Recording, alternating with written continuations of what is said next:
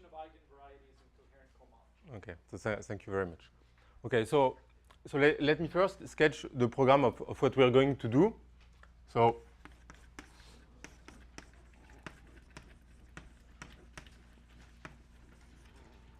we start with a K, a number field, and X will be a PEL Shimura variety, which is defined over K. Okay? So we look at the following representation of the Hecke algebra. So we let Hecke act on the H0x of some coherent automorphic sheaf. Okay, so this is why there is coherent in the title. So maybe it is not clear for you what is coherent automorphic sheaf. So let me give you a simple example. So you take X to be the compactified modular curve. Okay, you pick K an integer, and you will look at the action on the space of weight K modular forms, H0 x omega K. Okay. So now, we start with this, and now we wish to do the following. So the first thing we want to do is to periodically interpolate the automorphic coherent sheaves. So maybe not over the whole X, but restricted to a suitable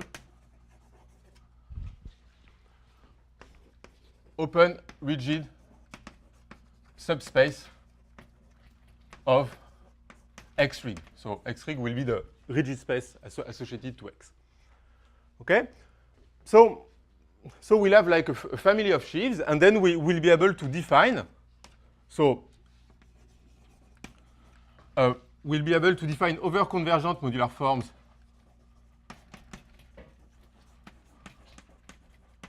of any periodic weight. Okay? And also we will be able to define families of such over-convergent modular forms, because we will have a family of sheaves. So then the second step is to use Coleman spectral theory. And this will give you not only families of over-convergent, but eigenfamilies. So to get eigenfamilies. Okay?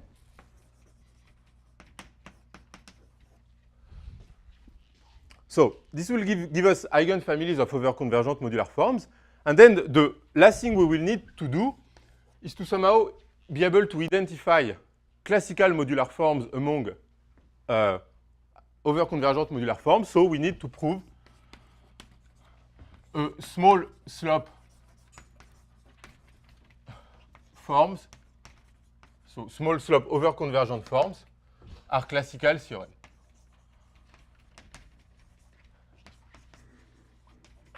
Okay, so this is the program.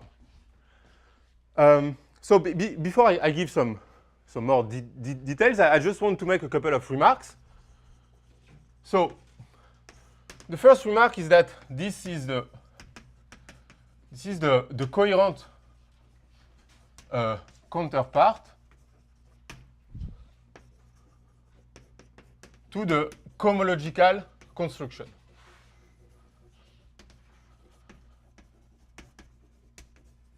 So what's called usually the cohomological construction is that instead of starting with this representation of the Hecke algebra, you start with a different one. You look at the action of Hecke, but this time on the Betti cohomology of xc with value in some local system. Okay? And of course, these two representations are related by, well, in the classical case, by Eichler, Shimura, or BGG. And so maybe, so So the cohomological construction, you start by looking at this, and then you basically follow the same procedure, like in the sense that you interpolate the local systems. And so, yes, and so both constructions should be related, and even at the over-convergent level. And so this construction, these two construction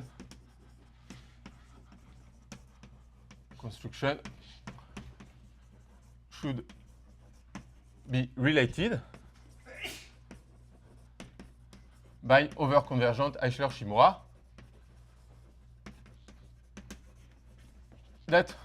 So I recommend that you assist at the next talk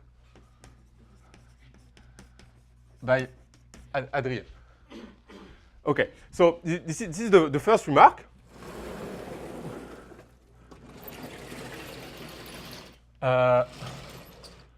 Okay, so the second remark is, forgot. Oh yeah.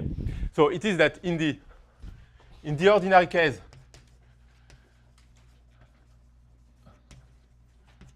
this program has been realized by IDA using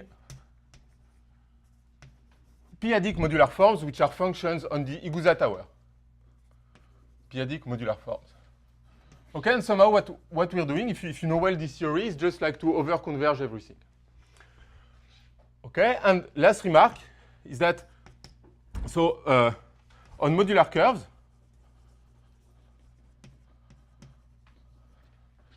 A gives a new way to look at Coleman original construction.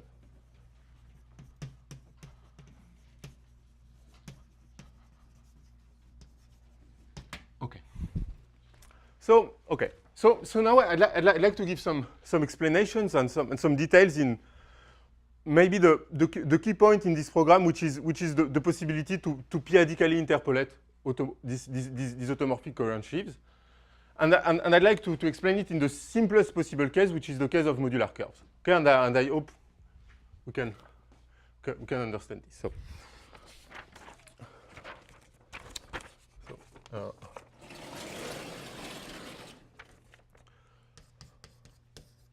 maybe the key idea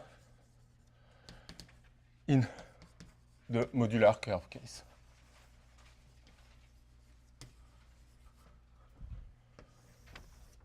Okay, so let me start with some notations. So X over Zp will be the compactified modular curve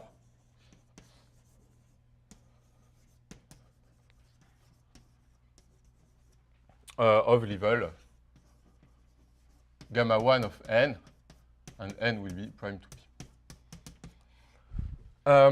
So over X, there is a universal object, which I call E over X, and it is the semi-abelian scheme.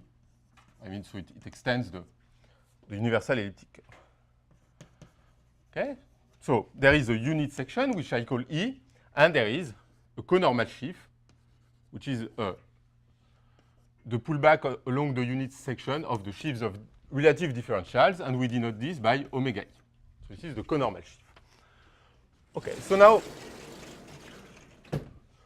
we need to introduce two spaces. So one we will be called tau cross.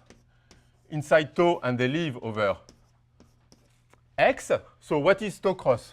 Oh, so tau cross will be the GL, the GM torsor associated to omega E. Okay, so this will be the torsor of isomorphisms of OX with omega E. Okay, and tau will be the space of omega E. So this is homomorphisms of OX in omega E. Okay, and so you have GM acting here. So now call this projection pi. So pi lower star. So you can look at the direct image of pi lower star of the structural sheaf here, and then you can take the k invariant function for the action of GM, and this is what I call here omega k, and this is the sheaf of weight k modular forms. I mean, so its global sections are the modular forms of weak. Okay, so K is in Z, and here we are considering the action of GM. Okay. So now what we're trying to do is, so it can be,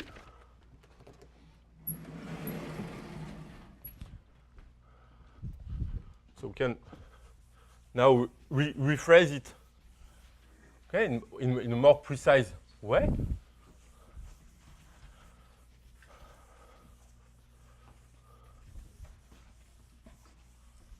So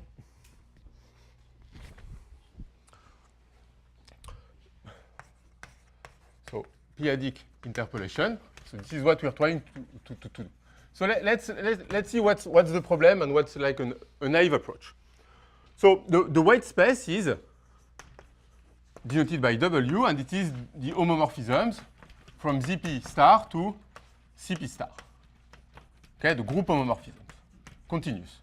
Okay, and this is a unit of open unit balls. Union of open unit balls. Okay, so now we want to define. So we want a sheaf omega kappa for all kappa in W, an invertible sheaf. And we want this sheaf to vary analytically with the weight. So, and of course, we have Z inside W, so this will be the classical weights. So, we're going to pass in rigid geometry. So, X rig will be the rigid space, so associated to X. And tau rig will be the rigid space associated to the completion of tau along its spatial fiber. Okay? And tau rig cross will be tau rig, but you remove its zeroth section. So the picture is as follows, you see. So on the base, you have X rig. Then you have tau rig above X rig, which is a unit ball fibration, like this. And inside this unit ball fibration, you have a zeroth section.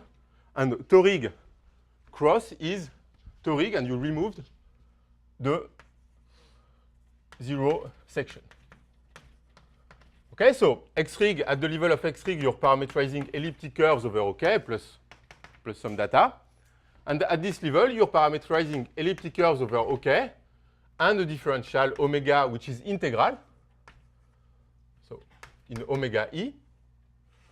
Okay, and if you're in toric cross, then you further ask that this differential is non-zero. Okay, and of course, you have an action of ZP star on all this, on this unit ball fibration. So now what you can remark is that for all K in Z, you can like give a slightly weaker definition of omega K, which is actually the same. You can look at, so let's say we call this projection pi as before. Then you can look at pi lower star of invariant functions for the action of ZP star. So this is now you're forgetting about GM and you're just looking at the constant group scheme ZP star inside GM. And it turns out that this gives you the same definition as before. So you recover the same sheaf. Okay, it's a computation. I will say a word after. So now what's the naive idea? The naive idea is you will say, well, let's say for any kappa in W, I try to set omega kappa is P lower star of O tau rig cross kappa. Okay, I take the kappa homogeneous function for the action of ZP star. But this, unfortunately, doesn't work, or fortunately, I don't know, because if you do this, you get 0. So let me just explain why. It's very simple.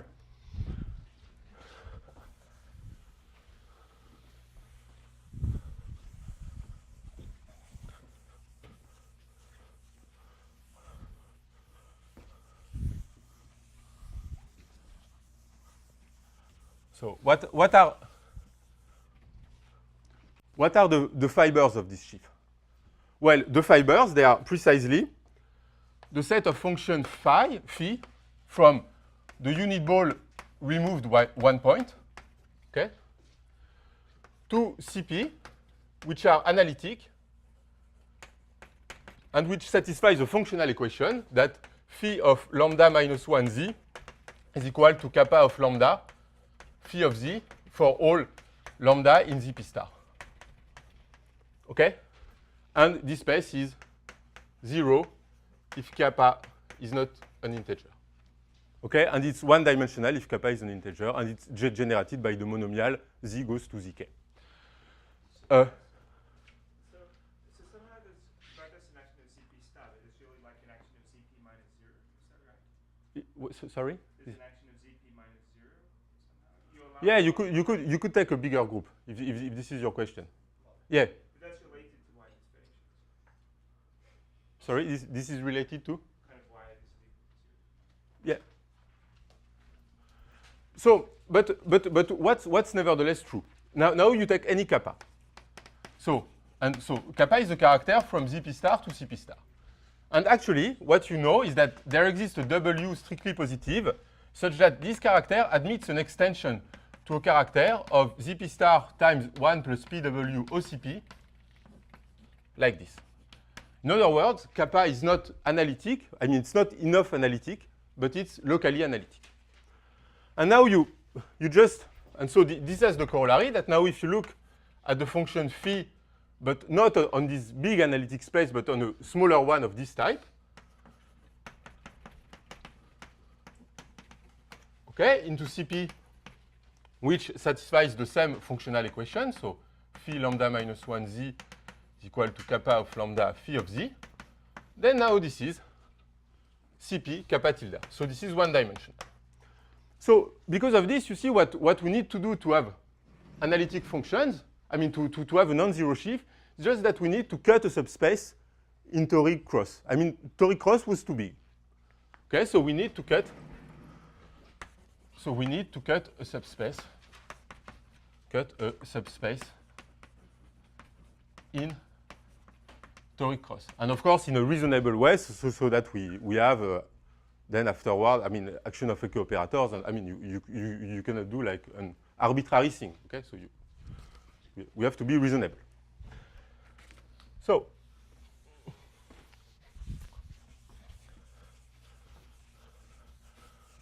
the tool for doing this will be the canonical subgroup theory and the Hodge state map.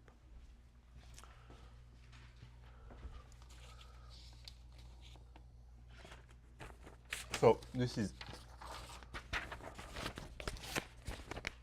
C. So the Hodge state map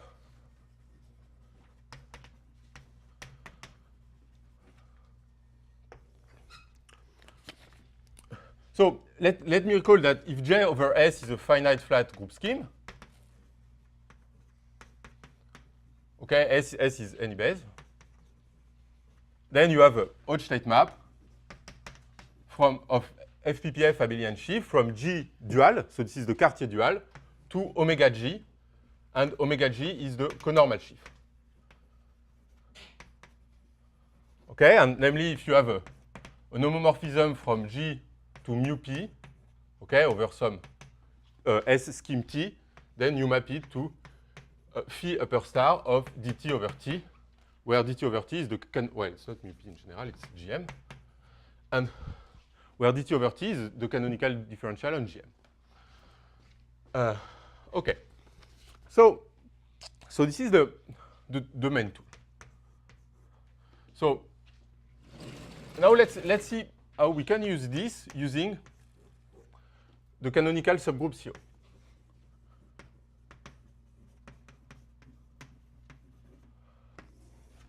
And maybe so that you can see a little bit the generality of what we can do. Just now, I will not only consider elliptic curves, but abelian scheme of any dimension, just in this section.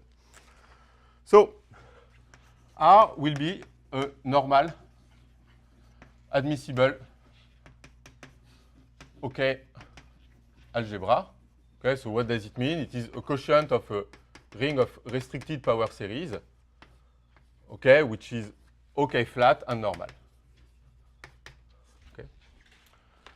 And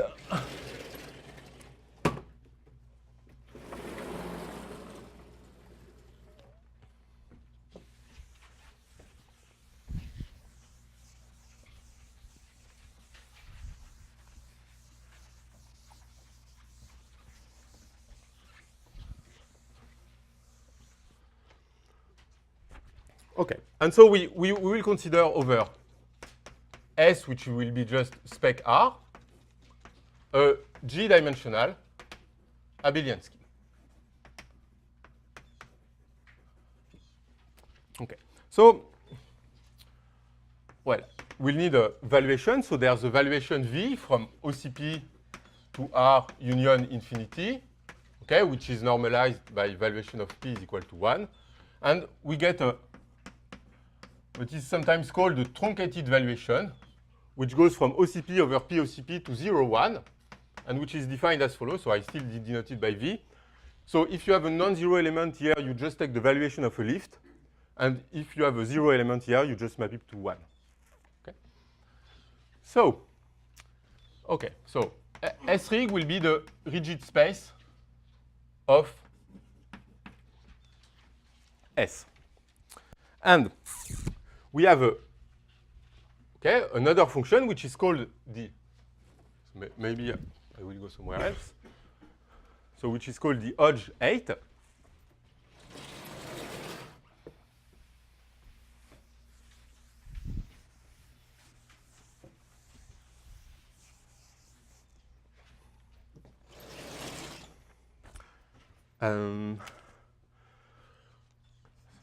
So there is a function which I denote like this. It is called the Hodge 8. And it goes from S rig to 0, 1. And it is defined as follows. So if you take a point X, which you view as a morphism of spec OL inside spec R, okay, then you map it to the valuation of the Hasse invariant that you evaluate on the pullback of A along X, and then you reduce modulo P. Okay? So this is a well-defined number, and somehow it measures the non-ordinariness of the abelian scheme. Okay? So if this number is always 0, it means that the abelian scheme is ordinary, and then, well, many things can happen. Okay, so now we have the following theorem. So due to Lubin-Katz in the one-dimensional case, and then many people have worked on that. So Abes-Mokran, Andreatta Gasbari, Tian, and Farg, which says the following. So you take n in n, and you assume that the sup for x in S rig of the Hodge 8 of x is less than p minus 1 over p to the n minus 1. Okay, so you assume in some sense that the abelian scheme is not far from being ordinary, okay, because this number is quite small, okay, especially if n is big.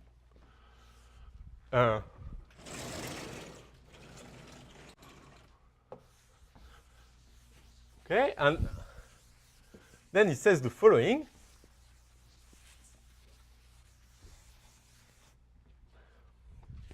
It says the following is that there exists a canonical subgroup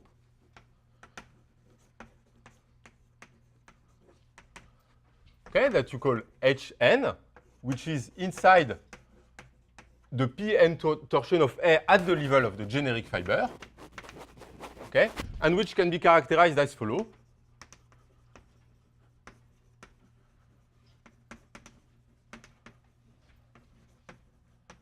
As follows. So you take R prime be an admissible normal OK algebra such that so R prime over R is finite and generically étal. Is étal, and the P to the n torsion of A becomes trivial over R prime K. Is trivial. Okay? Oh, I didn't say that Hn is locally isomorphic to Z over P to the nZ to the G. Okay? Then we can realize this canonical subgroup as the kernel of a map.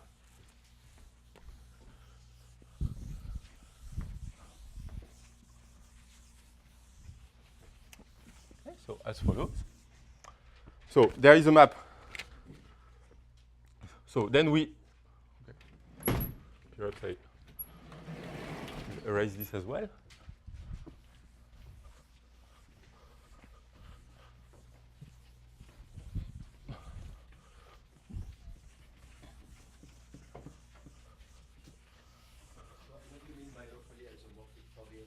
For the étale topology, yes. Yes. Locally étale. Okay, and so we take an étale, yes? That means that over this étale cover of RK, these group schemes become trivial. So globally isomorphic too. Okay, so now how is defined at Hn? So we have an exact sequence.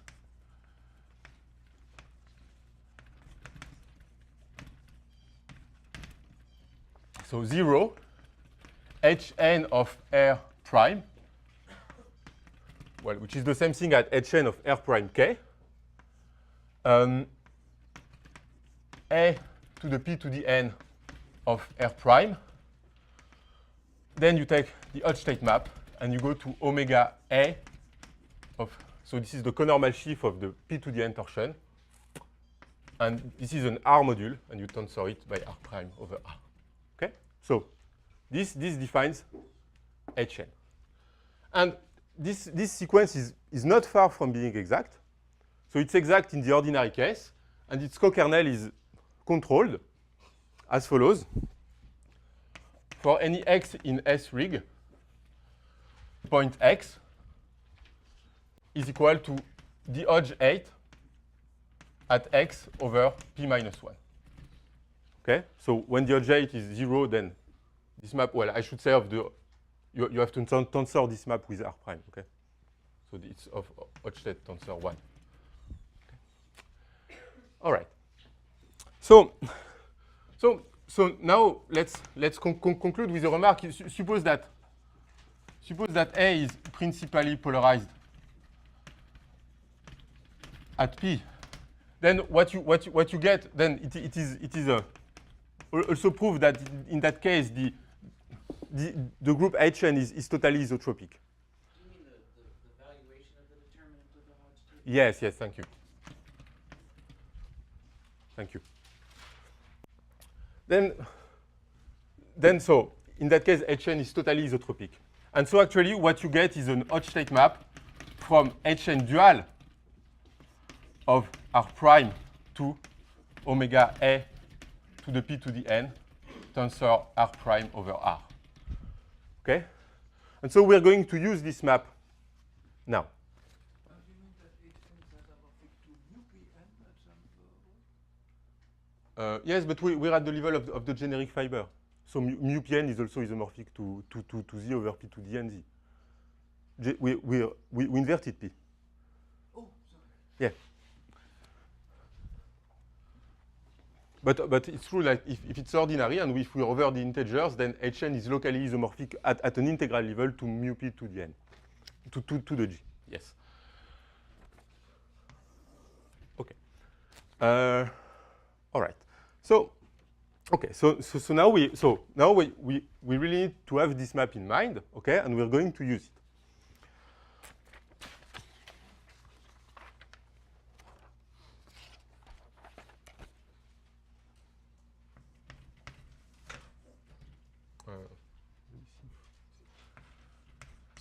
Ball fibration.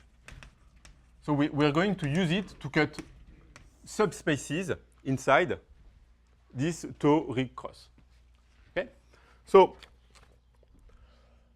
for all v in 0, 1, okay, we introduce the following open subset of X rig.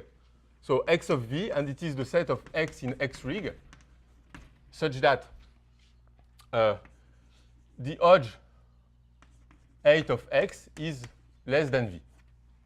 Okay, so these are, so you see v equals 0. This is just the ordinary locus, well, or the tube of the ordinary locus, and then when you allow slightly big v, then you like increase it's called the strict neighborhood.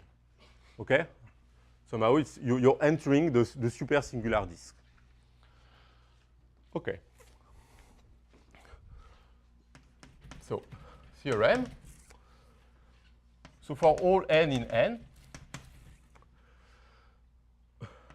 we have a diagram like this.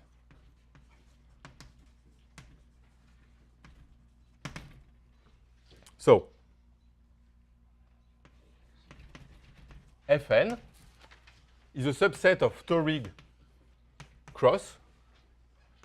It has a map to, so it's a subset of Torig cross restricted to p minus 1 over p to the n minus 1. Then you have a map like this. So I will define what are all these things in a second. And I will draw pictures. Okay. So let me define things and do a picture. So the first thing is that Hn dual cross is the torsor of trivializations. So isome of the group Hn dual. So if you want, it is the subscheme of generators. What's the bottom of all these arrows? Oh, yeah, you're right. Yeah. Same one. Yeah, p to the n minus 1. Yes, thank you. Okay, so this is Hn dual cross. So now what is Fn? So Fn, it parameterizes elliptic curves over OK together with a point P in Hn dual of K of order P to the n, so a generator, and a differential omega, which is integral, such that the Hodge state class of P, okay, so I'm thinking of this diagram, the Hodge state class of P is equal to the differential omega that you restrict to the conormal sheaf of E over P to the n. And of course, yes, thank you, on the elliptic curve, we have to assume that the Hodge of E is less than P minus 1 over P to the, like this. Yeah. Okay? So you see what we're doing is very simple. You see, instead of taking like all differential forms, okay, we're taking differential forms which are congruent to a differential to the Hodge state class of a point of the canonical subgroup. Okay, and this will give us a smaller subspace. Okay, and then we will be able to take kappa invariant functions. And so I continue a little bit. So maybe so what can I say? Yes, I can draw a picture, of course.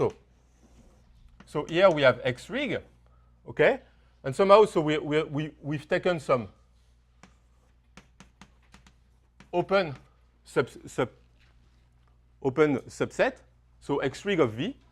So then over there we had this ball fibration, okay, with its unit section, its zero section, okay, and so what we're able to do is that inside. So stop here. Okay, we have like a ball. We have a sub-ball fibration inside it.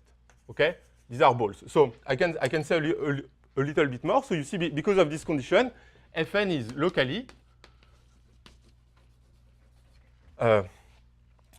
the union of P. P minus 1, P to the n minus 1 balls of radius, which is basically P to the minus n. So actually the radius depends on the Hodge 8, but it's essentially this, okay? So the bigger is n, the more balls you have, and the smaller is the radius. Okay, and what I did in red, so this is Fn. Okay, and these balls are parameterized by the generators, by this group scheme. Well, it's not the group scheme, the open subscheme of generators. Okay, so you see you have, and you have furthermore, yes, so there is an action of ZP star here, okay, which is induced by the action of ZP star at this stage, and of course it is compatible with the action of ZP star here, which factors through the quotient Z over P to the NZ star. Okay. And I just say in word, if you take V equals 0, so if you take n equal infinity, and if you pass to the limit on n, actually what you get is you get an equality at this level for n equal infinity, and this is called the Igusa tower. If you know what it is. All right. So now we can give the definition of the sheaves.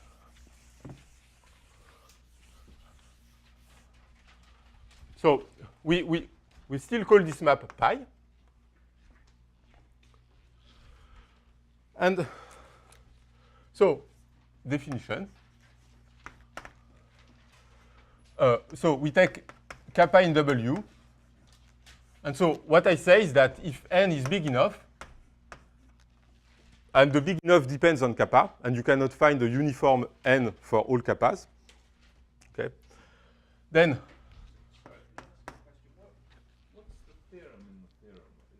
no, the theorem is, well, it's just a construction. It's the existence of Fn.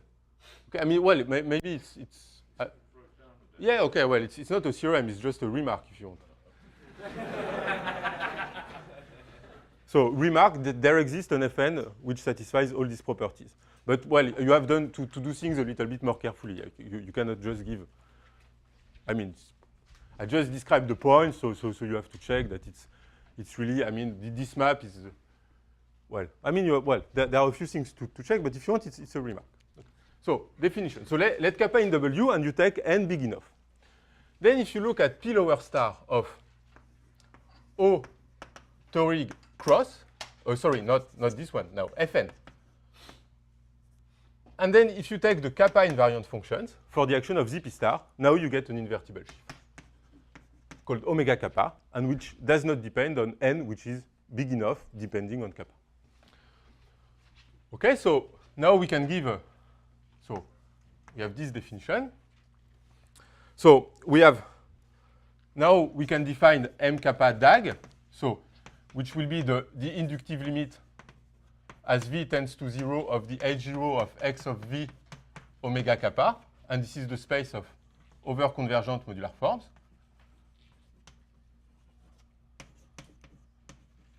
Okay, of weight kappa, and of course, when kappa is an integer, it agrees with the usual definition. I mean, you don't need to do all this business. And what else do we have? That omega kappa varies analytically with kappa. Okay, so you really get an analytic families of invertible sheaves. Okay, and also the construction is natural enough, and so there is an action of echo operators, and okay, everything works fine. So can you see the Eisenstein family in its kinetic radius in this picture? Yeah, so, okay. Can you ask this question at the end of the talk? Yeah? No, but it's a very good one. Yeah, it's okay, we'll come back to it. Okay. Okay, so, I'm sorry, I have a question at this point. yeah, Okay, fixed kappa. yeah. For n large enough, you are going to get some small Yeah, so, balls, okay, such that you can define your forms of weight kappa. yes, That's what you said. yeah. But now everything varies. This is what bothers me. No, you see, I just take V, I mean, you can define like V over convergent, and over convergent is you take the union of all V over convergent forms. So here I'm just letting V go to 0 plus. Yeah, V defines the small neighborhood. Yeah, it's, yeah. Okay. And so what I'm just saying is that if V is small enough, but not 0, then I have the existence of such a sheaf for a fixed kappa. Okay? And then you pass to the limit on V and you obtain the space of over-convergent modular forms of weight kappa. But if you want, you can like, yeah, okay, no, well, no, well, so what's exactly? My question is whether you say that it varies analytically with kappa, but my notion at this point is that things are defined on a set which depends on kappa. Yeah, but okay, but you can so for each kappa, you can find an open neighborhood of kappa and an n which works for all kappa in this open neighborhood. Yeah. So if you want the best n is a locally uniform. Yes. Exactly. Yeah. All right. So now we we're over there. Okay. So now, yeah, I just like to say that there's an integral structure, a possible integral structure, and a modular definition of this form. And modular definition. So an integral weight kappa V over convergent modular form. Okay, so V is small enough for kappa is a functorial rule.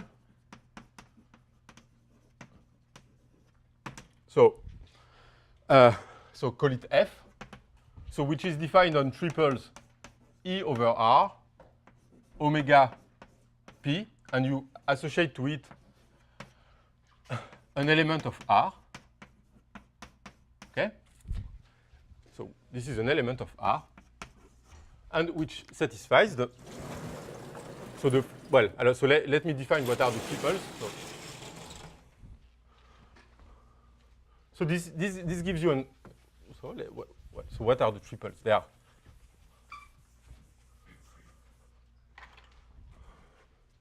So R is normal admissible.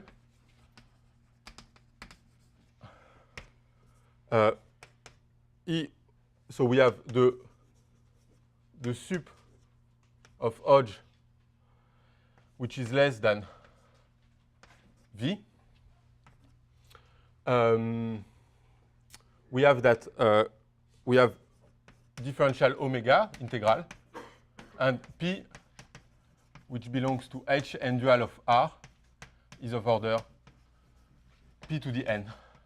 And we have the compatibility that the Hodge state class of P is equal to omega.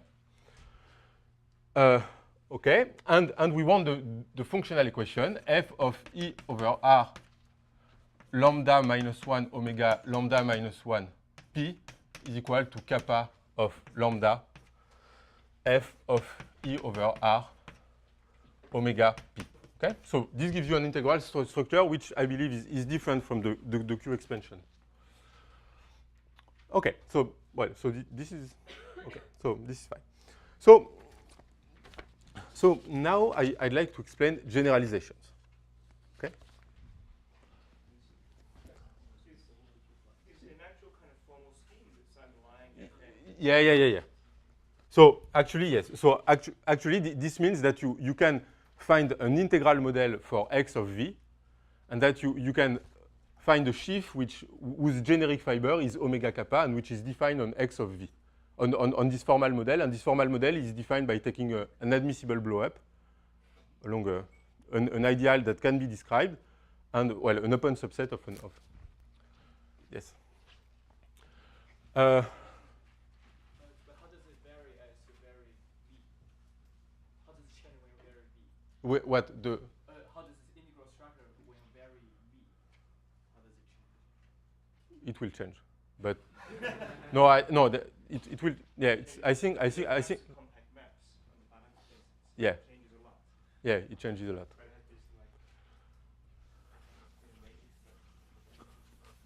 like Okay, so now in the last.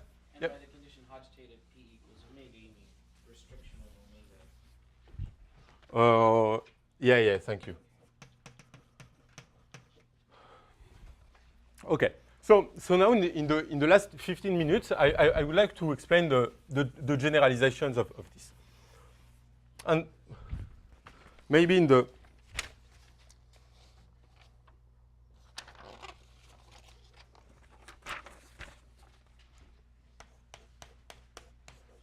so 3 generalization. Okay, and I will take the Shimura variety I know the best, so I will take the Siegel variety. Okay, but I will say at the end what is the level of generality we can expect for all this. Okay, so now I need so X over ZP will be a toroidal compactification of moduli of. So you take abelian. So you take the following data: A, H1 inside, etc., inside Hg, inside A of P, and plus a level structure. Psi n. So where A is a G-dimensional, principally polarized abelian scheme, and H dot is a flag, a totally isotropic flag. Okay, so this is the generalization of the level gamma node of P structure that you know in the modular curve case. Okay, is a totally isotropic flag. Okay. Okay. So now there is a semi-abelian scheme which extends the universal one, the universal abelian scheme over X, so G over X, semi-abelian scheme. Okay, and we have a section E. And now what we denote by tau star, this is the conormal sheaf. So sorry. We first have a conormal sheaf, so omega G, defined as before. Okay, and we have a new tau star, which is now the torsor, the GLG torsor underlying omega G, because omega G has rank G. So isomorphisms of OX to the J with omega G. Okay, and so this leaves over X, and this is a GLG torsor. Okay, so now we are going to construct the analog of the sheaves omega kappa. So if we denote by, well, first omega k, so in the classical case, so we take T inside B inside GLG, so B is a Borel and T is a maximal torus. And we have dominant weights that we write as G upple, K1 less than, etc., less than Kg. And this is inside Z to the G. Okay? So these are G tuple. So now for all kappa in xt plus, you have a sheaf, omega kappa, which is P lower star of OT star, and you take the kappa invariant function for the action of B. Okay? So this is like the natural generalization of the sheaf, of the classical sheaves omega k in the modular curve case. Okay, and so these are, so yeah, I just want to mention that, so there is a remark that the rank, so maybe first I write it, so omega kappa is locally free, but its rank depends on kappa. Okay.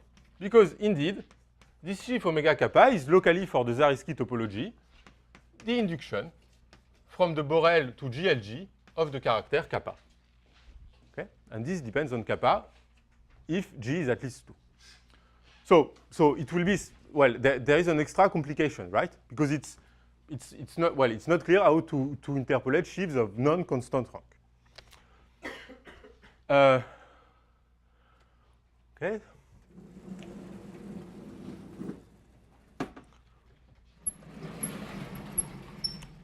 So we have the following theorem.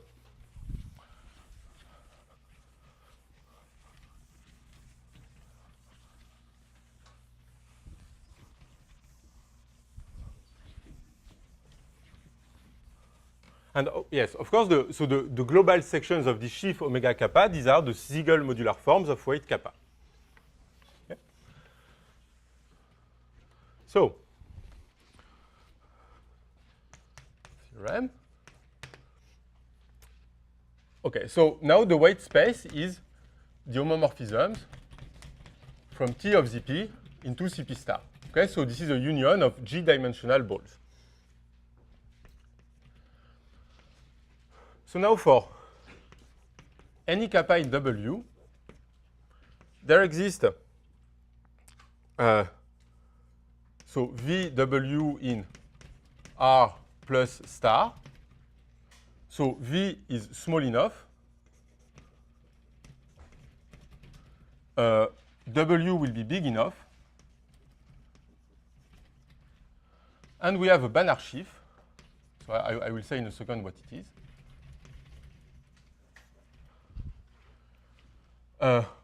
Omega dag kappa W. Okay, well, I'm sorry, maybe W is not good. Which lives over X of V. Okay, so X of V, same definition as before, essentially. So, which is locally, for the étale topology, isomorphic to the P minus W analytic induction from B of Zp to the Iwaori subgroup of GLG of the character kappa. Okay?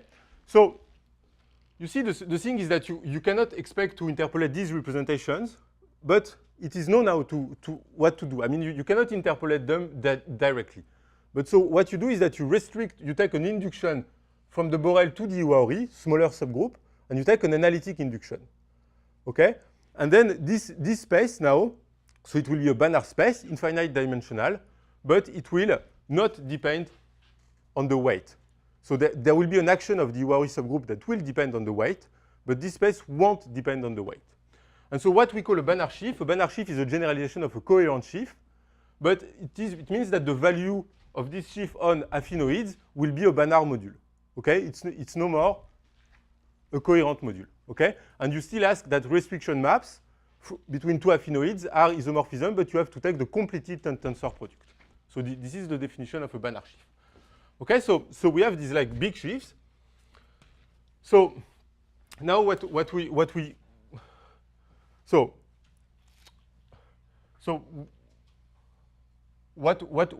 have is that now if we take the limit when V goes to 0 and W goes to infinity of these sheaves, omega dag cap, well, H0x of V, omega dag kappa W, this is the space of locally analytic over convergent forms. Okay, so there's really like a level of complexity, one more, like, okay, because there's a level of complexity which comes from representations of GLG. So, okay, so what do we have? Actually, if kappa is a classical weight, actually there is an exact sequence.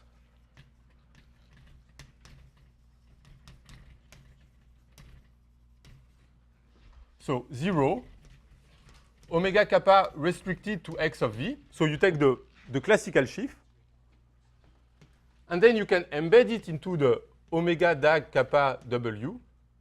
And then there is a differential operator which goes from omega dag kappa W to the sum over all positive roots, simple positive roots of the omega dag and you let the positive roots alpha act on kappa W. Okay? And this is an exact sequence, and this map is locally, so this is locally the induction from B to GLG of kappa, and this is locally the embedding of the algebraic induction in the analytic induction.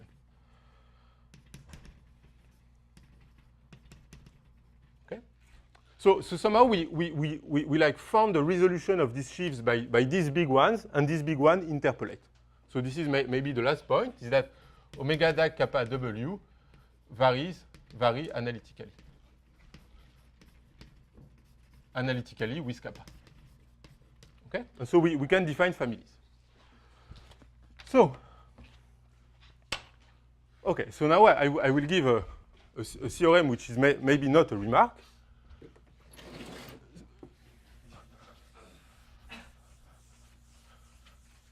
So it is the following.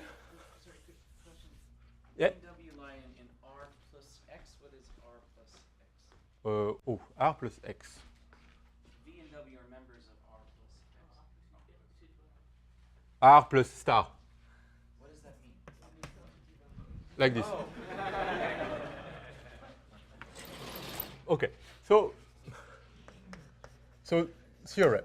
So yes, before I state it. So now we take a cuspidal form. We take a cuspidal form of weight kappa on X.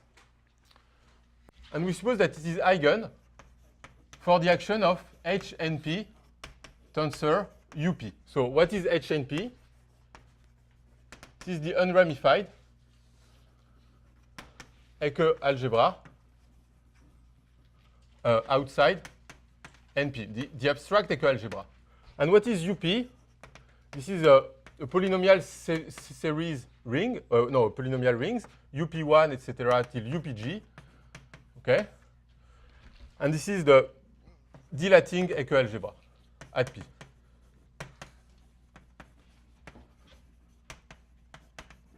Okay? So just when G equal 1, there is a single variable which corresponds to the UP operator you know. Okay, and so since F is a Kupf-Spohr, is an eigenform, then you get a character, theta F, which goes from HNP tensor UP into CP. Okay. So, now, maybe I use this board. So the theorem says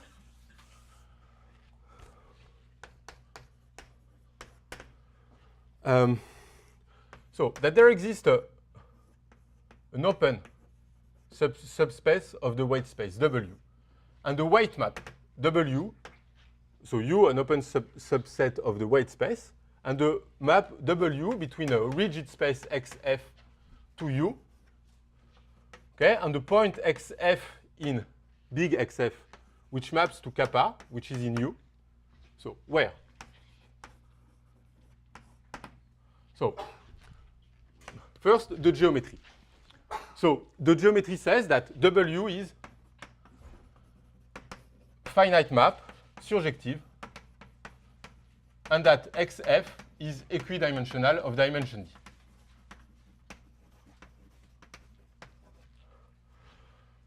Further, we have a universal Ecke character, theta, from HNP tensor UP to CP, to the rings of functions on XF, such that when you specialize this character at the point XF, which corresponds to F, you get the character you started with, theta F.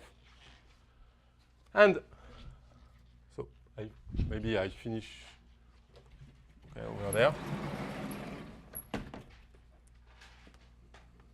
Oops.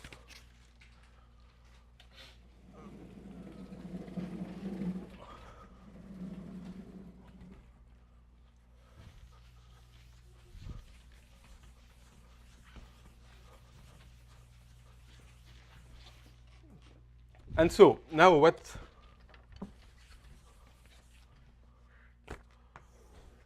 And so now if you take a classical point, a classical weight, kappa prime, which you write in the form kappa prime 1, etc., kappa prime j, G, which belongs to the intersection of U and the classical weight set. And you assume the finite slope condition. So what is the finite slope condition? It says that kappa prime G plus G minus G plus 1 over 2 is strictly greater than the valuation of the UPG operator of theta f of the UPG operator. What? Sorry? Yeah, the small slope condition. And you assume that kappa prime I minus kappa prime I plus 1 is strictly greater than the valuation of theta f of the UPI operator when I is between 1 and G minus 1. Then if you take a kappa prime like this, and if you take a point which is above kappa prime, corresponds, then the character at the echo character at this point theta y comes from a form in H0 x cusp omega kappa prime. So a white kappa prime modular form, a classical one. Okay. So now let me just do final remarks, just in words. So the first remark is that using the cohomological method, so a completely different method, Urban has proven this theorem, but under the hypothesis that the weight kappa you start with is cohomological and regular, and under the hypothesis that the slope of the form f is non-critical. So somehow we have a different method of construction, but we don't have these assumptions. And this is interesting because, for example, we can access non-cohomological weights, and we can also prove that we can deform cuspidal critical forms, okay, with maybe applications to the Bloch-Kato conjecture. And the other thing is what is the level of generality of this?